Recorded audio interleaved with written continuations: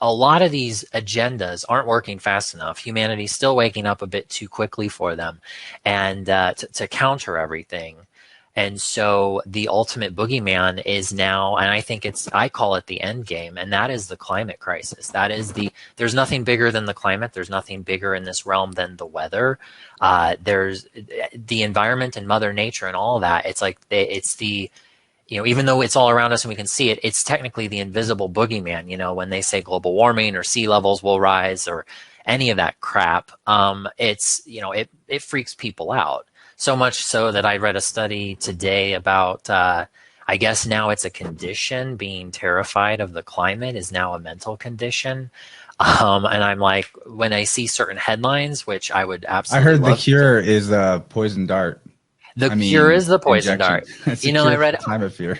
Yeah, earlier this week, I saw someone on Instagram sent me a study from it was up in Canada that they were talking about how all these people had died. I want to say it was around like 250 people had died, and they claimed it was due to heat wave.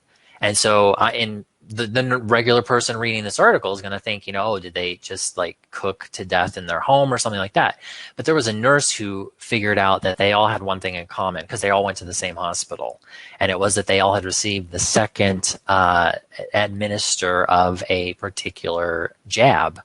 And so it's stuff like that where, I know we talked briefly the other day, just kind of going through some show notes, and I have a challenge for people right now with all this climate hoax crap. I say go look on any social media, do a hashtag for climate crisis. Look up climate crisis, and then go find the 5 most sensationalized and dramatic, over the top headlines that you can find, and then take the time to go and read those.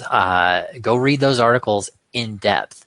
Because the other day, my friend and I, who I've referenced her before, and I think she's watching. I'm like looking at everything here, but she's down in Alabama. I've referenced her before. She's like my BFF in all of this, and we've been counterparts in all the notes we take and all the things we do, the things we gift, and kind of like a team. And we were talking the other day about the possibility that some of these articles having to do with the climate, they're so mass generated now that there's almost an artificial intelligence component to it, and we're trying to find, like, debating whether or not the people who wrote the article, you can't find the people who wrote the article. Like, It's not just about that topic either. I've noticed that the propaganda articles are so poorly written that it's either like a 14-year-old or this was not even written by a human being, and they're just cranking it out.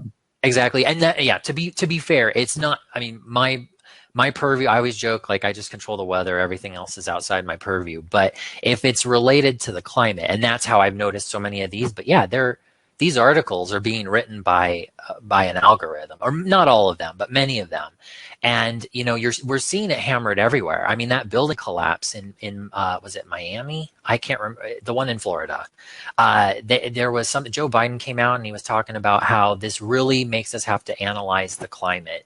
And I'm like, oh God, here we go. And so they're saying, like, they're basically now trying to push this idea of, will all of the, like, shoreline properties and everything along the coast, will these buildings be able to withstand man-made climate change? And to me, I'm thinking the only thing they can't really withstand is the dynamite you put in to detonate that thing, because it was pretty freaking obvious that this was all, like, that's me. I mean, it's like, call a spade, it's manufactured. But I try to say that around certain people, and they're like, but they wouldn't kill people on purpose. And I was like, the government kills people on purpose for a living. That's what they do. There wouldn't even be a point to the government ostensibly if it wasn't professional killing of people. So seems reasonable to me. Yep. We unfortunately live in a world where there are human beings, or people, not human beings, and I've talked about the difference between those two before, but we live in a world where people can't fathom that somebody would want to harm them, and that's one of our biggest crutches as a species. I have to laugh about it because the articles of this are becoming so insane. I'll show you, if you don't care, I'd jump right in and show you a couple of these headlines that are just completely... it's like, no matter what it is, they'll just say that it's climate change, no matter what it is. So here, let's see here. I am going to go ahead and share screen. And Can you see that?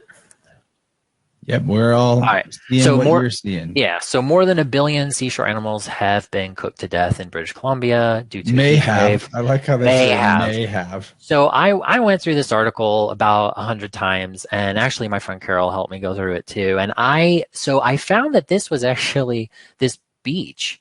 I forget the name. It starts with the letter K.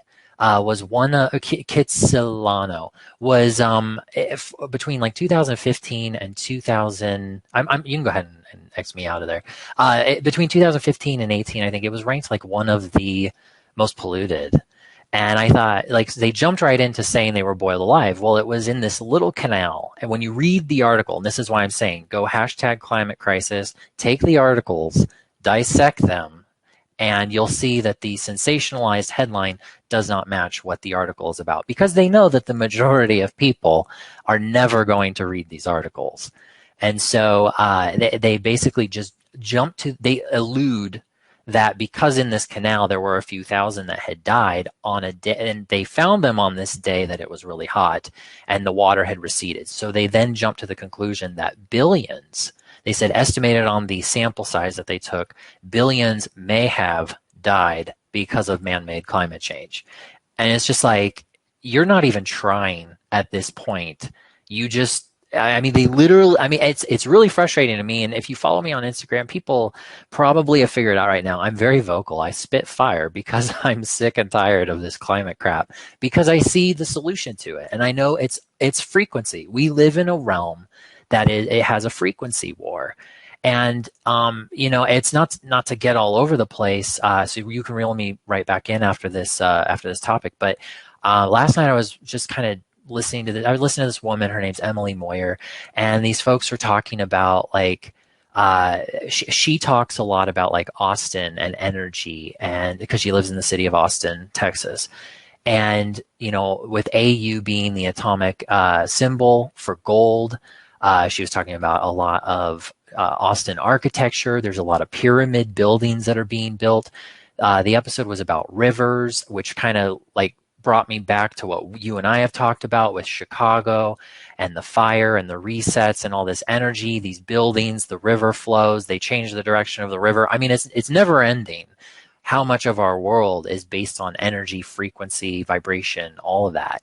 And these things that people like myself are going out and neutralizing, these are the weapons that make these agendas, all of these agendas, proceed. And so it's not just the weather, it's not just the artificial intelligence, it's not just the mind control. I know I've had a lot of people lately since our last conversation and the one I had with Lindsay, that they really think that like the next thing is the Project Bluebeam, the staged alien invasion, all of that. And like I would say, we're already there because in what I do, when we make what happens to those chemtrails happen, where they're snapping apart, they can't plume out, we're changing these energy fields. And a lot of those things are not, they're not necessarily planes. They're not necessarily physical planes. It's like, I'm not saying they all have to be holograms, but what I'm saying is there are already tricks going on in the sky that we're already there basically. So it's just the whole thing is an energy war, for lack of a better word. Yeah, and I think that really the alien move isn't the end game. I agree with that the climate is the end game because that's actually a reality.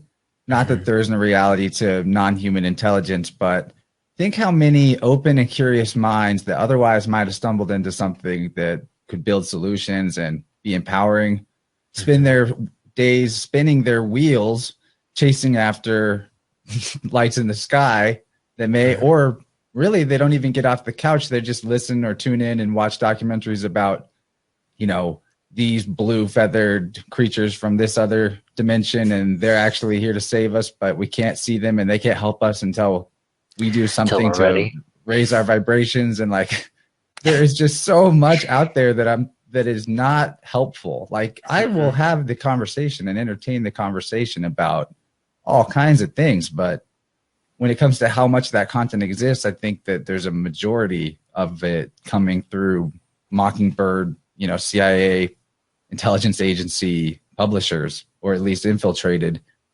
And there's many of those characters that you can catch in the act being part of these government ops, at least Yeah. in the last several decades, some of the more famous ones. So Yeah. I don't think they need to do the big like hologram in the sky. Exactly. It's not necessary. It would probably go right over people's heads, literally, because they're already looking down at their screens all day.